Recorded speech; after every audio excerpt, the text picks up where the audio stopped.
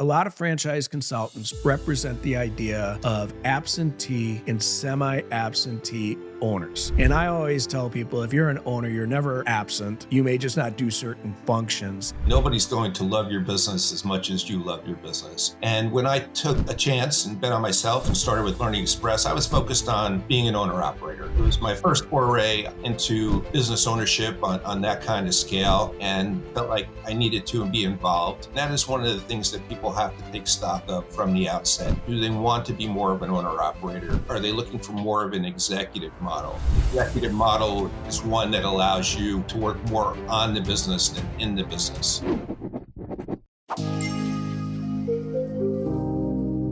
Welcome to the Trustedpreneur podcast, the show that empowers entrepreneurs to make informed and impactful decisions. I'm David Ricci, your expert in growing and scaling businesses to 8 figures and beyond.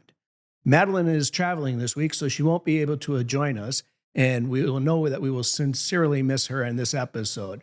But I am so excited because as we've been talking over the last few weeks, we have been discussing our journey, our starting of businesses, our transition to franchise models, and ultimately some master franchise concepts.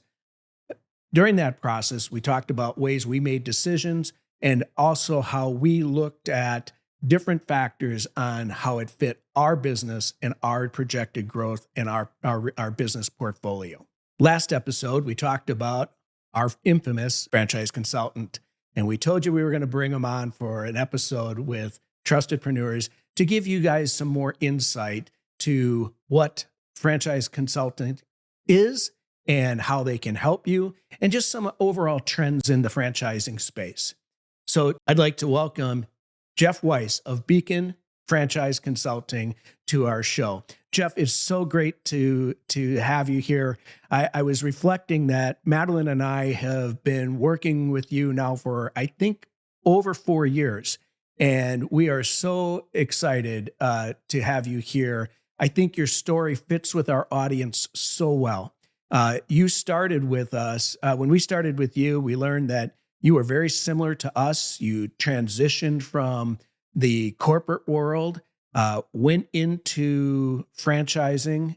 You had exposure to franchising in the past, and then you traversed that and did what all business owners want to do, is ultimately grow their business, sell their business, and then move on to a new venture. And thus you moved on to franchise consulting. So once again, Jeff, thank you so much. And I just want to start with also saying thank you for all the help you've provided Madeline and me in our growing our business portfolio.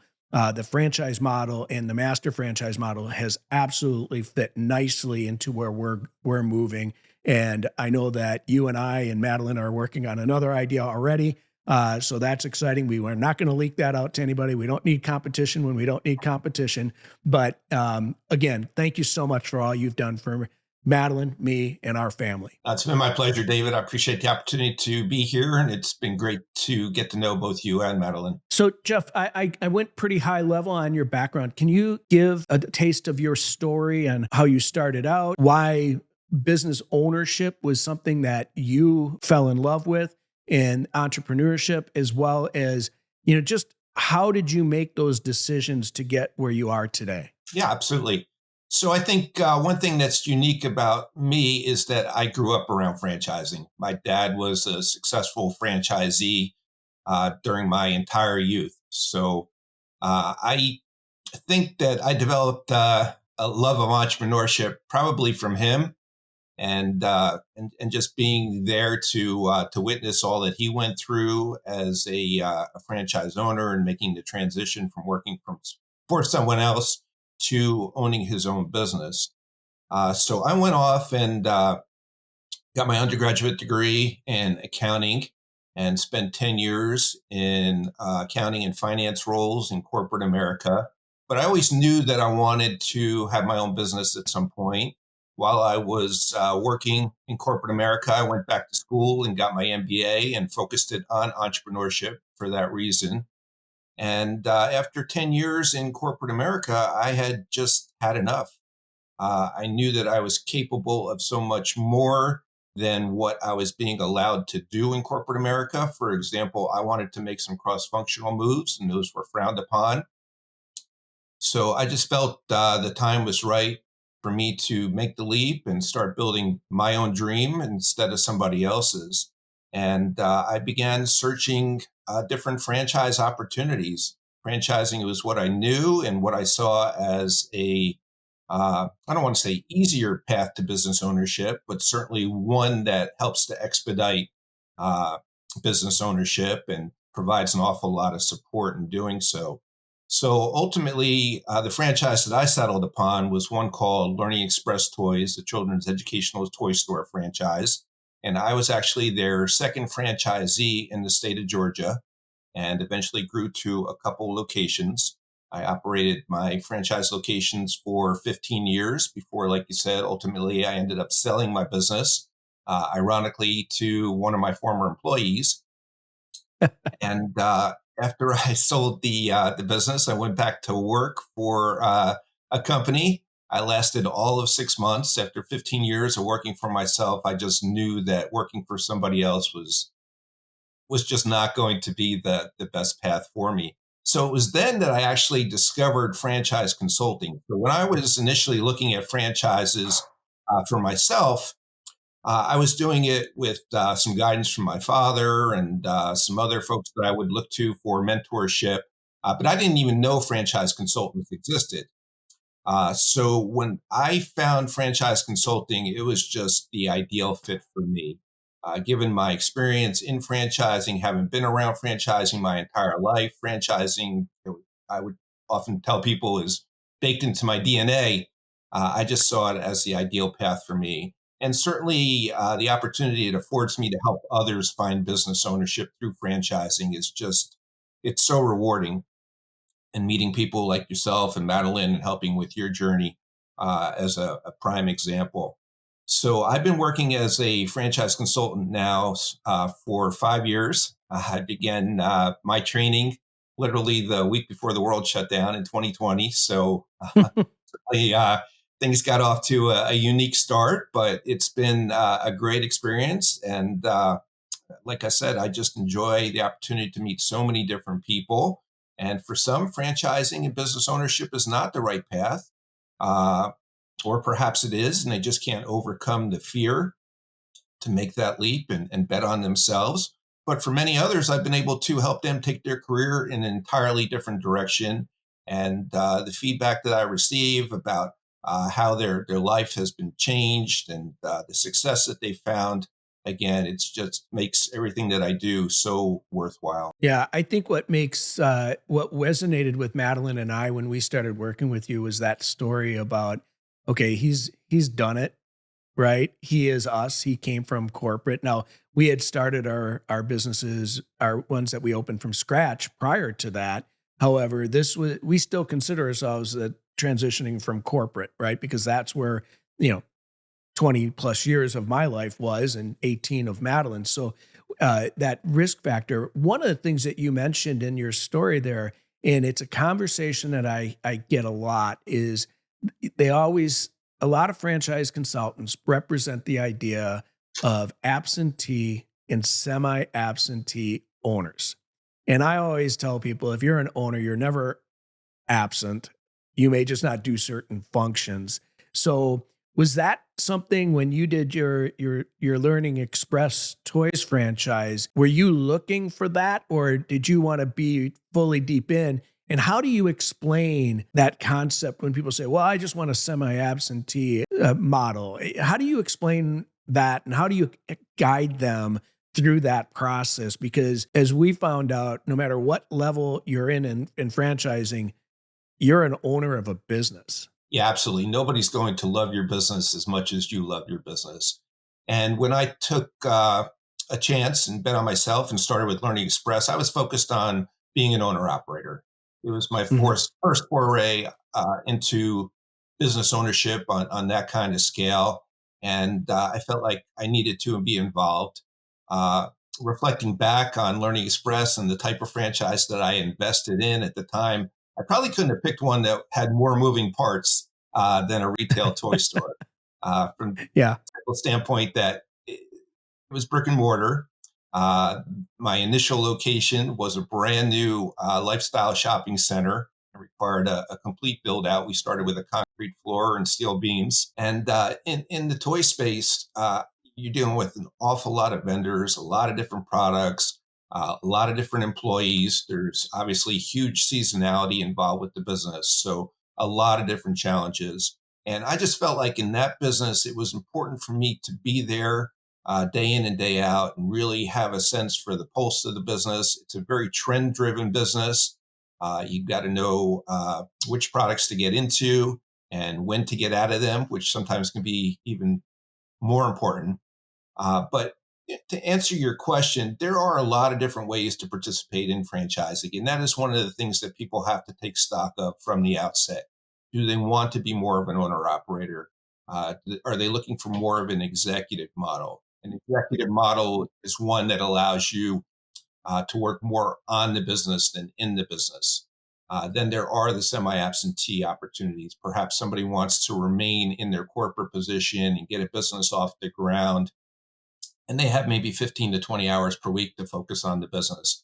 Obviously, you're going to need some management in place who you can trust, who you can incentivize properly, and all those types of things. And then there's what's cast as absentee ownership. And I don't know that, to your point, that there truly is anything that is completely absentee. That has been a point of contention within franchising. That is something that is touted, and to a degree incorrectly. If you don't have the pulse of your business, if you're not involved in some form or fashion, I just think it's going to cause some challenges ultimately.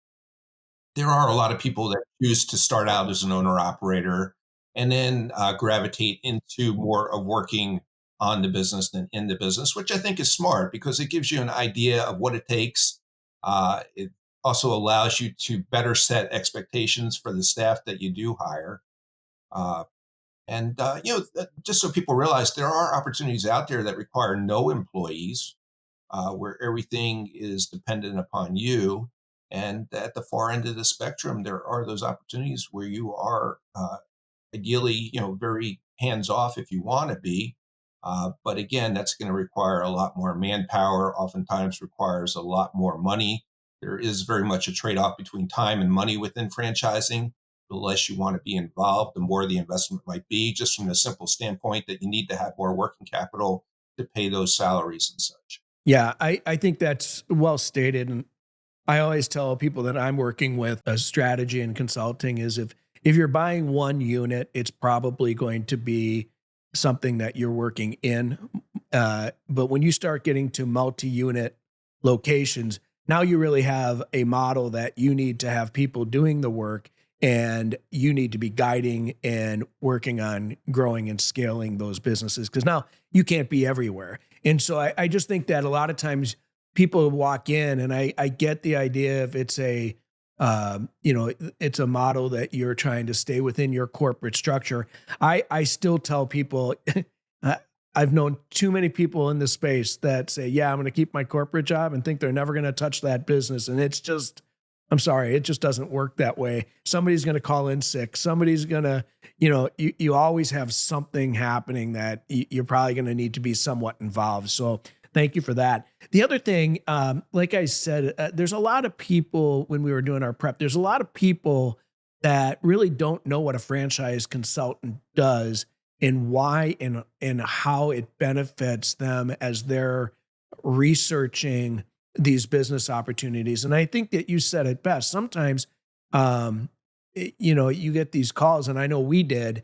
Oh yeah, you should do any business you that makes sense for you, even if it's not something you have a passion for. Your strategy seems to be when you're working with us, understanding who we are, understanding what we're looking for. And it's not just about, can I get compensated? So can you take a little bit of time and just kind of walk through what is a franchise consultant and why and how do they benefit a person going through this process? Yeah, I think the easiest way to help people understand what it is that I do is to think about your trusted buyer's agent who you rely upon when you're shopping for a home.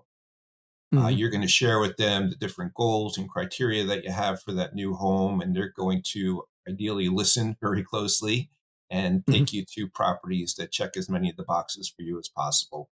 So, in essence, what I am is my client's trusted advisor, educator. A lot of people get into franchising and they just, they don't know a whole lot about franchising and the steps that they're going to walk through in evaluating different brands. I'm their guide along the way. I can introduce my clients to all kinds of resource partners, whether it be funding partners or a franchise attorney when the time is appropriate. So, most people, when they begin considering franchises, typically they search online and they're quickly overwhelmed because there are literally thousands of choices out there. And it can be quite daunting not knowing what's the cream of the crop and which opportunities you wouldn't want to touch with that proverbial 10-foot pole. So that's where I Hmm. come in. I help to match my clients to their ideal franchise, one that meets their business and financial, as well as personal and lifestyle goals. A lot of people don't think about their personal and lifestyle goals, but it's an important part of the equation. So my services come at no cost to my clients, much like your buyer's agent. It's the franchises that I represent that compensate me. Now there is uh, no indirect costs involved. In franchising, you're going to be disclosed. In other words, you're going to receive a franchise disclosure document. And in there, you're going to find an item 7 that lays out exactly what the investment is comprised of. And that doesn't change whether you work with a franchise consultant or not. So, one thing that sets me apart is my personal experience as a franchisee, as we've talked about. I've been in the same shoes as many of my clients and trying to find that ideal franchise for myself. When I was looking at franchises, as I mentioned, I had no idea that franchise consultants even existed. Perhaps I would have gone in a different direction. Did I make a bad choice? Not in my opinion, but it might have opened my eyes to many other opportunities that were out there. My dad was in a retail franchise, and certainly that's where my attention was directed. One of the ways that I add value is oftentimes by calling people's attention to franchises that they didn't even know existed or realize could be a good fit for all that they were hoping to achieve. And a lot of my clients certainly appreciate the fact that I've been a franchisee, and who better to take direction from than someone who has been where you're hoping to go. Yeah, absolutely. And I know that when we started to work together, you don't do this to us now because we've been through the process a few times, but every step of the process, you gave us a prep sheet or document to tell us what to expect, what are some things you want to ask at this point, and what you should be looking for in answers. And so I think that is a separator. We haven't dealt with a lot. As you know, we did have another one that we were working with at the same time as you. And I think I even told you at that point, um, thank you for sending the information. I'm leveraging it for the stuff this guy's sending me now.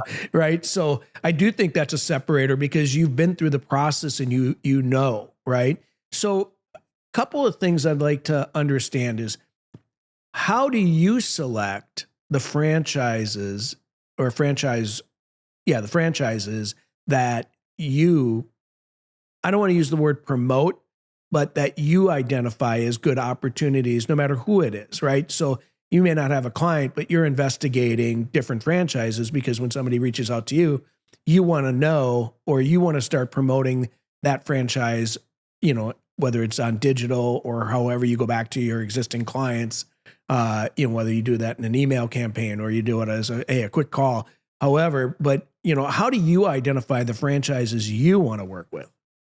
Yeah, absolutely. So I am part of a larger franchise consultant group called Business Alliance.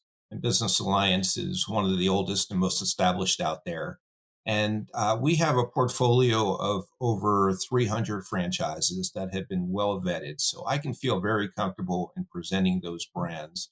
And in being part of a larger community, I get an awful lot of feedback from fellow consultants and clients of theirs that they've placed with different franchises and what the experience has been like.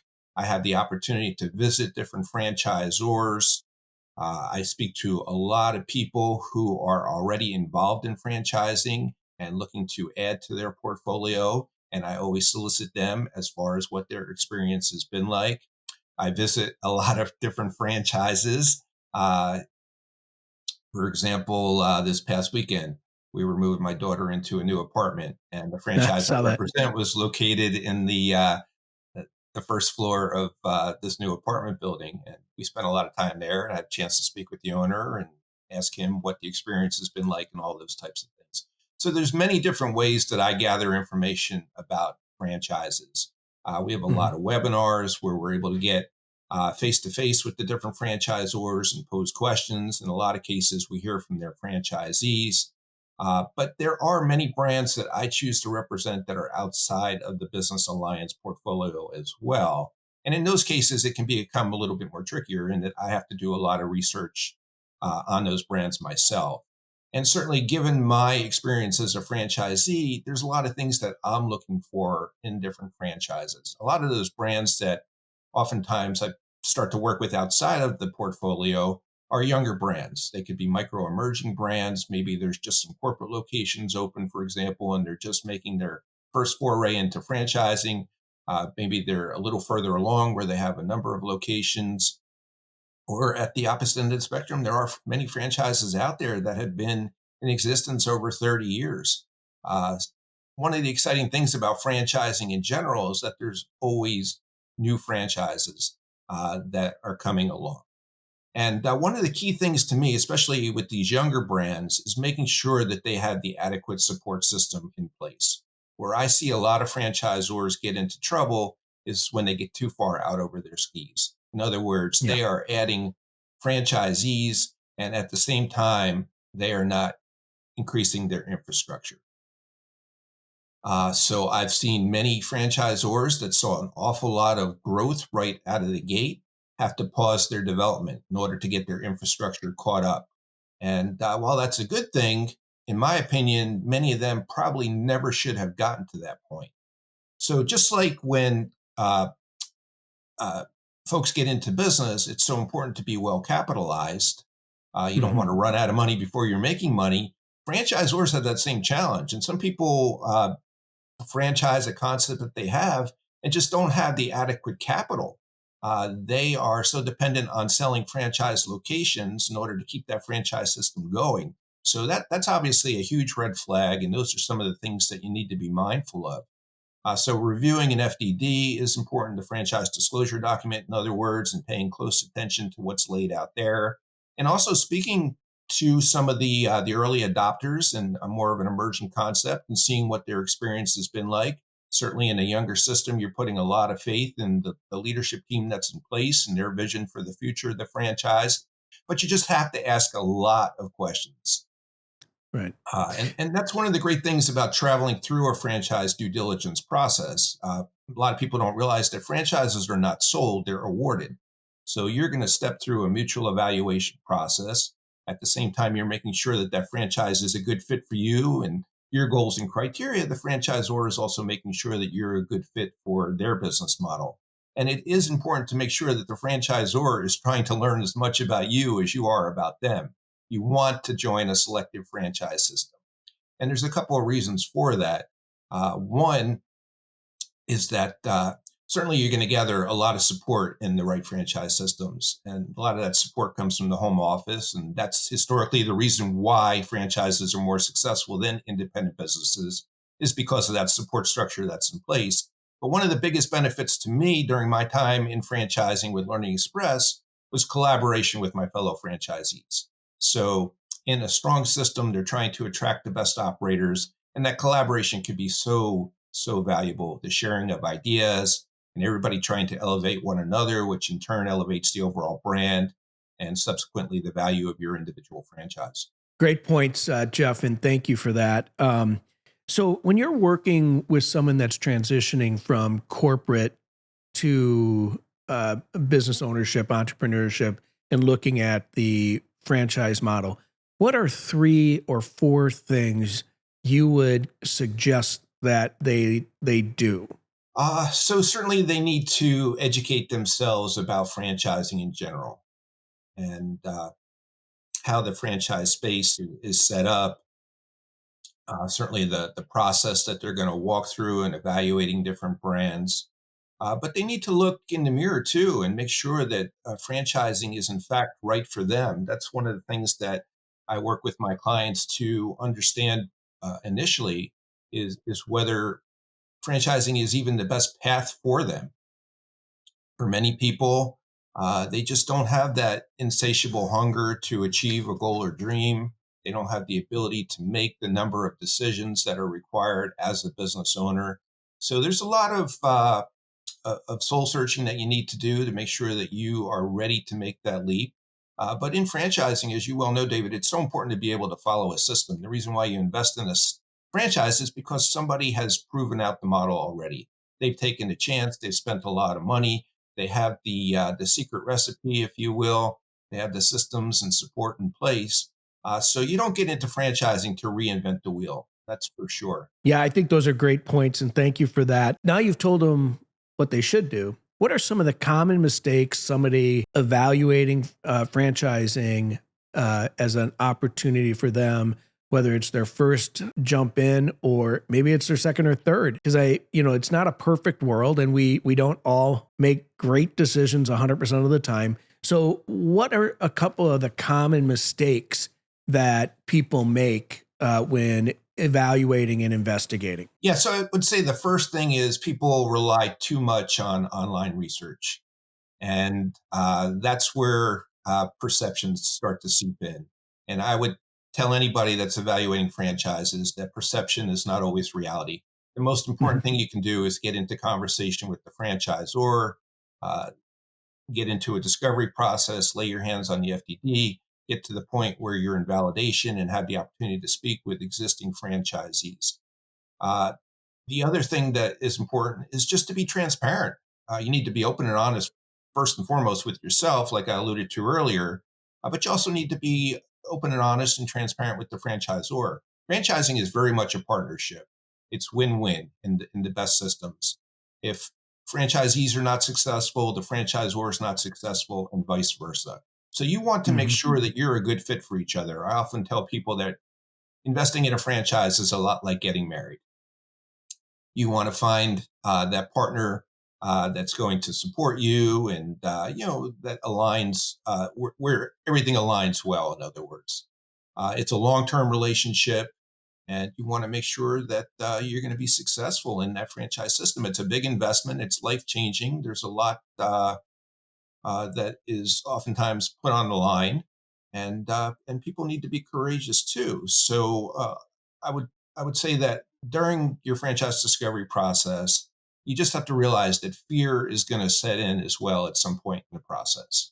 It is perfectly normal, uh, but the other thing I would say in that regard is that courage is not the absence of doubt, but the willingness to take action Yeah. despite it. So, with that being said, another issue that I often run into is that there is a husband and wife team that are traveling through the process, and perhaps one is participating in all the calls, and the other is taking far more of a backseat. They're not involved. So, what typically happens there is you get to the end of the process, and the one spouse is armed with all the facts, and the other one is just armed with all the emotions. That makes things very difficult. So I would encourage anyone that is exploring franchising to involve their better half, have them sit in on as many of the calls, if not all the calls, and listen. Even if they're not as much of an active participant, at least everybody's getting the same information at the same time, and you don't end up playing a game of telephone. So yeah, those are some of the things that I would say are key. Again, perception's not reality. Get into conversation with the franchisor. Be transparent about what your goals are, how you plan to participate in the business. Perhaps it's just not possible in the franchise model that you're looking at, and Mhm. uh, a- and just know that this is a process that is all about replacing fear with facts. The typical franchise discovery process does take anywhere from a month to a few months. It's natural for people to want all the information up front, but it's going to be fed to you over the course of time. And that's by design as well. so that you can digest everything and formulate questions. And validation comes towards the end of the process because the franchisor wants you to have a good understanding of their business model before you begin speaking with their franchisees, so you know what questions that you want to ask. So in working with someone like me, once I introduce a client to the franchisor, I don't disappear. Uh, I am there in lockstep. We're going to talk after each call so that I can hear what thoughts and uh, perspective you might have. A good barometer as you're traveling through a franchise discovery process is to ask yourself, well, did my excitement build after that call? Did it stay the same or did it shrink? If your excitement Mhm. continues to build, you continue to move forward. You're not wasting anybody's time through this process. Franchisors realize that their business model is not going to be right for everybody, but you have to travel through this due diligence process in order to make that determination. In other words, circling back to the marriage analogy, you're going to go on a lot of dates. And Yeah. if you have a lot in common, you continue to push forward. And if at any point you feel it's not the best fit for one another, uh, there's a breakup that can be fostered with no harm done. There's certainly no obligation whatsoever through this process until the end of the process when you do sign a franchise agreement. Yeah, great points. And the only thing I would have added to that is I think that a lot of times when I talk to people and they see this daunting FDD, and I know I look at it and I go to my 7 sections or items that I think are important, but I tell everybody, I said, it's 400 pages because there's stuff in there that you need to know. And you can't just wait for the franchise agreement because the franchise agreement references the FDD. And I also try to always warn them that, and we did a whole, and thanks for earlier on talking about the FDD because I did the same thing. I went through every one of the key sections that I think is important. And as I said, I referenced those, but you need to go back and scan it. And not that they're going to make a lot of changes, but you should have an attorney look at it. And I think people think that just because somebody had an attorney draft this big document, that it must be right. And I think they underestimate the value of really learning how to understand where the numbers are coming from and that they are, for the most part, dated numbers. The ranges are based on, when they went to press on the FDD, which gets updated periodically. But, you know, you have to understand that there's things that go into that. And I know that in our master franchise setup, we've had some people come back and said, well, they said, and I said, and I told you to add 25% to that number, didn't I? And I just think they look at it and they say, well, it must be the absolute most accurate thing. But yet it's just a guide to help you make a good decision. How do you coach people through the FDD? Because I imagine there's a lot of them that just take that FDD, they sign off on it, and they probably looked at, here are the costs, here's how much it's going to cost me to do this. And, you know, 3 or 4, places are actually running pretty well. So how do you help them really understand the value of that document? Because it is really big. And I It know, like, is. for Madeline, Madeline won't even look at it. And she's like, that's what you do. And I'm like, yeah, I got it. To your point about the couples, know your role, right? Know what you do best, but you have to be able to communicate it back. Yeah, no, it can certainly be overwhelming when that FDD is sent to somebody. The first thing that I caution people about is the fact that in there is a lot of boilerplate language. If you've read a lease before, that type of thing. But the reason why it's written that way is to protect the overall franchise system from one rogue franchisee that might seep in. But like with anything else in life, it's important to read the document and to make sure that you understand it. And and typically, franchisors will have a call that is focused on the FDD, giving you an overview of it, and then subsequently, after you have had time to review it, addressing any questions that you have. Now, a lot of franchisors will tell you that they don't make any changes to their FDD and or their franchise agreement, I should say, uh, and that may be true. In that they don't change the agreement itself, but oftentimes there are some things that can be captured in an addendum or an amendment. Yeah. So I learned the value of a good franchise attorney when I was exploring franchising. Yeah. One of the things that I ran into in reviewing the Learning Express FDD at the time was the fact that they had lost a lot of franchises. And my franchise attorney was very concerned about that the store count had dropped. But there was a good reason for it. Just before I had gotten involved with Learning Express, there was a huge Beanie Baby craze. And Learning Express had made some uh, missteps and allowed a lot of people into the franchise system that were looking just to capitalize upon the Beanie Baby craze. And once that Gotcha. subsided, they were eager to exit. They realized what it Yeah. was like to own a toy store, for example. So certainly that was something that was big to overcome. And the other thing that's important is to know that in franchising, it is critical to begin with the end in mind and think about your longer term goals. Uh, Yes. and whether you hope to sell your business at some point, are you planning to transfer it to your children? Uh, are you looking to get into a franchise system, for example, where you can back off over time, become a little bit more of an absentee owner, like we talked about? So there are some things that you're going to want to be cognizant of as you review that FDD and maybe try to negotiate given what your longer term goals are. So, for example, franchisors in a lot of cases will have transfer fees. So if you were to sell your business, there's a fee that would have to be paid. But for example, if you were to transfer to family or another franchisee in that system, that may be something that is easily able to be overcome. So a good franchise Yeah. attorney, in my opinion, is invaluable. A lot of people balk because obviously, like any attorney, there's some cost involved, but it is Sure. a flat fee that you pay with a franchise attorney to review the FDD and the agreement. They have their nose in these things day in and day out and can quickly point you to anything that stands out as a potential red flag. Even if the Yeah. franchisor is hesitant to make any kind of changes, I think the most important thing is to make sure that you understand what you're signing, and a good franchise attorney is going to help with that. They're going to answer your questions and certainly make sure that you're comfortable. Because again, typical franchise agreements, 10 years in length. It's a Right. lot like getting married. Now, can you exit earlier than 10 years? You certainly can. You can sell your business and things like that. But, my mindset is if you're getting into it, you should be getting into it for the long term.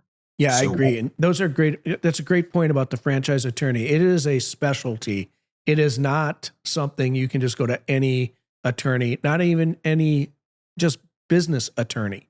right. Franchising is different. It's like when you deal with your lease, as you put up that example, you go to somebody that has the skill to actually dive into the nuances of a lease agreement so that you're protected long term, because you don't go into these businesses because you want to get out in 2 years. You're going in because you expect to be in for at least 10 plus years. So, so thank you for that. And thank you for spending a little bit of time on the FDD. Cause I do know that when I first started, that was like, what the heck is this? Right. I mean, I'm thinking a couple pages and it's massive. Right. So moving towards, there's been I'm sure there's some new trends that are happening in the franchise space. What are you seeing that our audience should be aware of? That maybe is there a type of business that's starting to really uh, take off, or is there other entry points that are becoming more common? What do you see is happening in this space? Yeah, I would say overall within franchising, a lot of what we're seeing in the way of trends was born out of the pandemic. So, for example, health and wellness, which you know well. A lot of people are far more proactive about their health now instead of being reactive. So there are a lot of different franchises out there to help people in that regard. There was a lot of there's a lot of pandemic puppies walking around out there. I've got one Yeah, in my home. So the pet sector is one that has been absolutely soaring. And within these different sectors, too, keep in mind there's a lot of different ways to play into them and take advantage of them. Within the pet sector, for example, there's mobile grooming, there's brick and mortar grooming, there's pet supplies, there's dog training, uh, dog walking, waste removal, all those sorts of things. Uh, and then home services. Obviously, with the pandemic, people were spending far more time at home. People are not moving as much given interest rates and such. So people are fixing up the space that they have. So there's been a lot of focus on home services. Home services are oftentimes franchises that you can run from your home. They're more mobile in nature, so the cost involved in getting one of those franchises off the ground, the investment is much less. And then the other sector that I would point to that is just going to be one that continues to grow is the senior sector. I mean, I think most people realize that our population is aging rapidly. The younger generation is just not having children at the same pace. And within the senior sector, there's a lot of ways to tap into that. A lot of seniors want to remain in their home for as long as possible. So there's opportunities in non-medical in-home care. There's more skilled nursing opportunities. There's estate sale franchises. There are franchises that will help these seniors with moving to more of an assisted living type facility. There are franchises that are focused on helping people in identifying the right care facility for their aging parents. Uh, so there's just so many unique things out there within franchising. It's one of the reasons that I really love it. I've been able to carry a lot over from my toy store days in the way of identifying trends and what has staying power, and calling my clients' attention to a lot of different franchise opportunities that they may want to consider that, like I said earlier, they may not have even thought of or seen as a good fit for them. Great. What I liked about your answer there, Jeff, is it's the proof that you can build a business portfolio that is in multiple sectors and, leveraging proven business models. Doesn't necessarily mean you're guaranteed success, but it does mean you have a model that's been proven and you can easily diversify your business portfolio, which anybody in business should be considering. You want to channel things, right? So if you have like businesses, that you can leverage that as well. However, I think it's great that, it's just another way of promoting the concept that, I know Madeline and I believe in is you need to have different channels of your business portfolio. So if one market shifts, you've got a backup, right? Which is, before I ask you the big question, that Madeline and I love the master franchise model. It seems that it's been around and then it kind of pulled back and now it seems to having a resurgence. Can you talk to the audience about this concept, and when they're looking at it, how do you recommend they assess those opportunities? Because they're not all the same. And, I know Madeline and I have told you we've got, one system that's very proactive in certain aspects and the other one, just not as proactive in certain aspects of that model. So we're spending more time in it on that one versus the other. So one, when do you look to somebody to kind of look at that model? And then two, how do you help them assess that franchise system if it's a good model and a good franchise for them for that type of revenue stream? Yeah, so just so people understand the master franchisee concept, you're almost a sub franchisor, if you will. So you're playing the role of that franchisor, but more so in your local market there. So to use you and Madeline as an example, for example, you're developing that Dallas Fort Worth area with the brands that you're involved in, and Mhm. you are seeking out the right franchisees for those models. And in return for that, you're sharing in the franchise fee and the royalties. But you're also supporting those franchisees along the way. And I think that's one of the critical things for anybody that's getting involved with the franchise that is, where there is a master, is to make sure that that master has experience and is going to be able to support them. With Learning Express, Mhm. we had regional developers, and my regional developer, he didn't own any stores. So his knowledge, while valuable at times, he just didn't have that empathy and experience that I was looking for. Mhm. So with a lot of the masters that you see coming about now, they want the master to also have some locations so that they're in tune with the day-to-day challenges and what's involved in running a location so that they can best support those franchisees. We love it, as you know, and we're, as you also know, we're kind of looking at another one that does require you to have a unit or a territory open. So we think it's a great additional model because it does bring an additional revenue stream. And we talked about this model just recently on a show, and I said, think of it this way: your investment's going to be almost the same as if you're doing a build out and you're doing a full operation, but you get to have this revenue stream that is spread amongst all these different units. And while it's smaller on a monthly basis per unit, it ultimately can be more than that one unit that you basically invested in from a standpoint of how you're doing what you're doing. And so we love the model. And, Madeline, I will always thank you for helping us find that model, because it wasn't on our radar. But I think it's really important. And I don't know if enough people talk about it as just another viable way to enter in to the franchise systems completely. So thank you for that. My last main question for you, Jeff, is there's been a lot of discussion on the political spectrum as well as the business spectrum about the franchise model, and specifically in the franchise consultant space. Can you talk to our audience about some of the changes that you're seeing in the franchise model, but also the franchise consultant? And what are some things that you see that are really going to be changes for the better? Yeah, I think what's afoot right now is very much what has transpired in franchising overall, with the Federal Trade Commission's involvement and standardization with regards to how FDDs are laid out and the information that's contained in there. I think, like most industries, businesses, and such, there from time to time can be some unscrupulous players.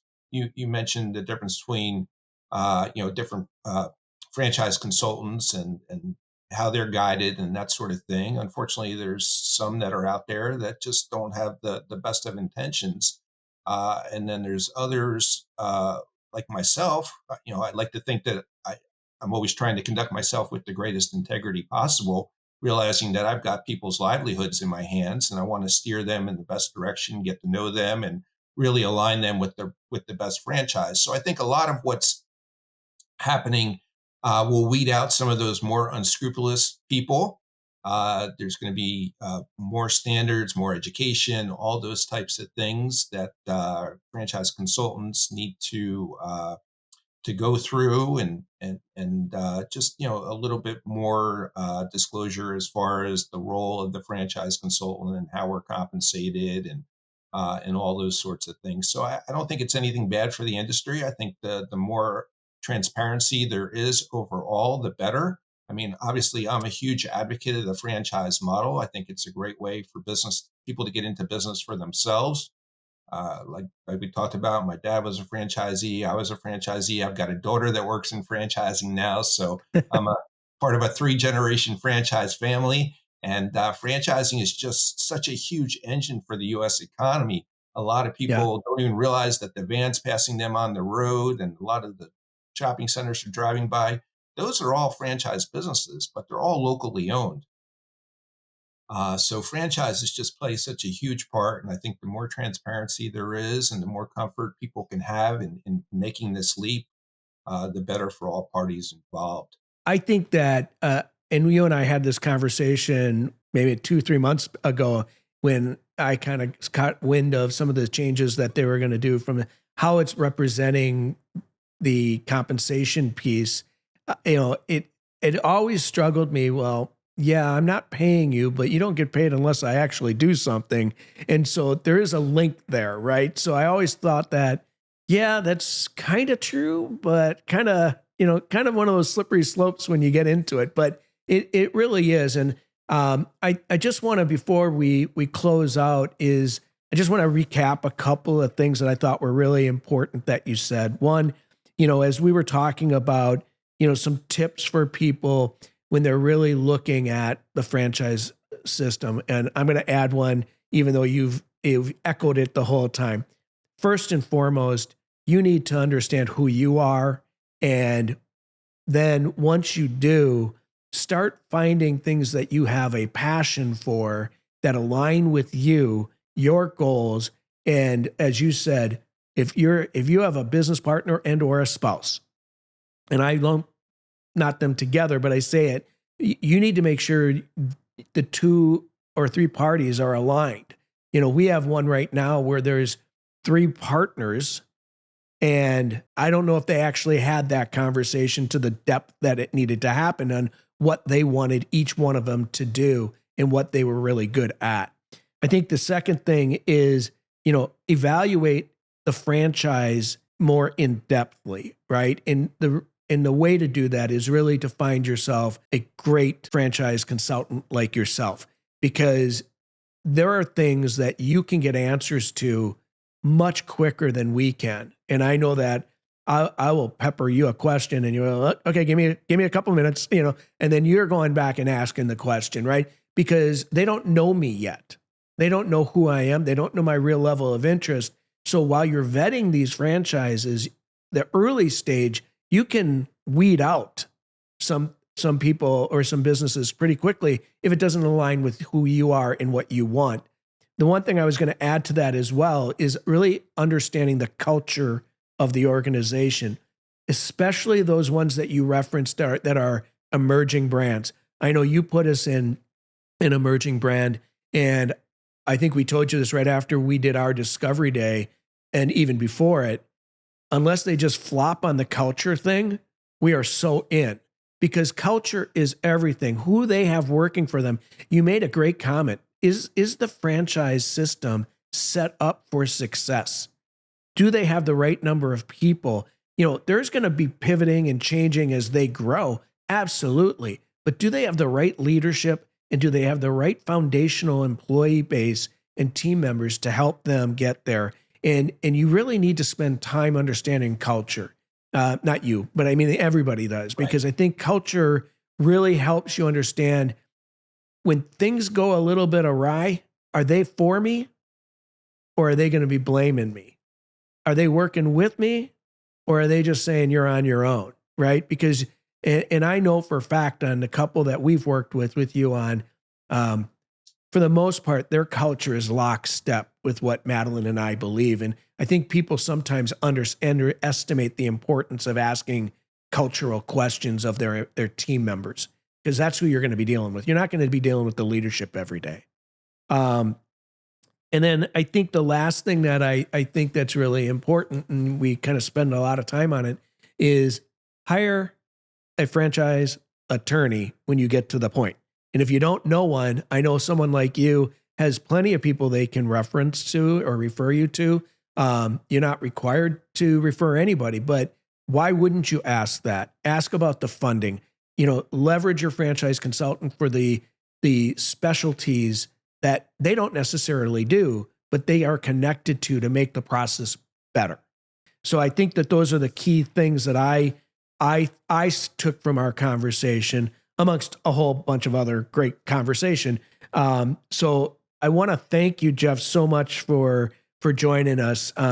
Is there anything that you would like to add before we sign off? And can you provide how our audience can reach out and connect with you if they are looking at, or maybe they are even in the process and they want to work with someone like you? What I would add is, as someone travels through this process, I would just remind them, if it's on their mind, it should be on their tongue. If you have questions, ask those hard-hitting questions. That's the benefit too in getting into conversation with the franchisor and their franchisees. And speaking with franchisees, they can be far more of an open book. Ask them how their experience has been, what kind of bumps in the road they've hit, how the franchisor was able to assist them.